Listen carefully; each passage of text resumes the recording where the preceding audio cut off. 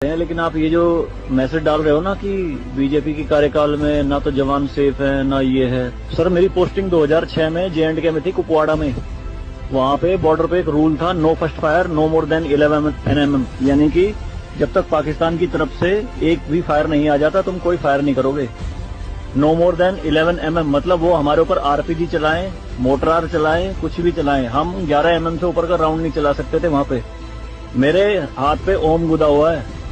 इस ओम के गुदे होने की वजह से मुझे हाथ में रुमाल बांध के ड्यूटी करनी पड़ती थी वहाँ पे।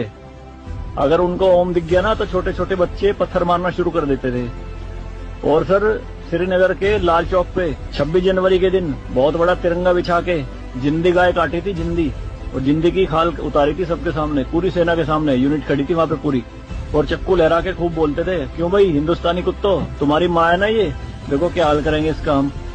भाई कुछ नहीं उखाड़ सकते थे उनका। क्यों? क्योंकि सेंट्रल में गवर्नमेंट गंडवी थी, नपुंसक गवर्नमेंट थी। हमारे सर पे चौकी बना ली थी उन्होंने, जो LAC है ना, LOC, उस पे बिल्कुल वहीं 50 मीटर के दायरे में। और रात में बड़े बड़े स्पीकर पे माइक पे बोलते थे पाकिस्तानी रेंजर्स, अरे अपनी बहनों के एक रात के लिए हमें दे दो, क्या हुआ हिंदुस्तानी नपुंसको, चलाओ गोली। कुछ नहीं कर सकते थे उनका। 2014 में जब गवर्नमेंट चेंज हुई तो सेना अध्यक्ष बिपिन रावत साहब जब उनसे मिले तो उन्होंने बताया कि बॉर्डर के हालात खराब है सर, छूट नहीं है जवानों को कुछ भी। तो PM मोदी ने कहा था कि छूट मेरी तरफ से पूरी है, मैं नहीं जाऊंगा वहां लड़ने, तुम जाओगे।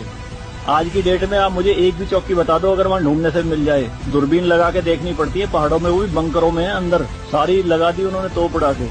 शांति काल में आप 155 mm की बोफोर्स टाइप की तोप नहीं चला सकते, यूएनओ का रूल है। लेकिन 2014 में ये बोफोर्स भी चली J&K में पाकिस्तान की तरफ चौकी उड़ाने के लिए। तो सर ये मत कहिए कि बीजेपी के कार्यकाल में जवान मर रहे हैं, ये हो रहा है। सर सेना के जो हाथ खुले हैं ना वो बीजेपी के कार्यकाल में खुले हैं। मैं इसका जीता जागता प्रत्यक्ष आपके सामने बैठ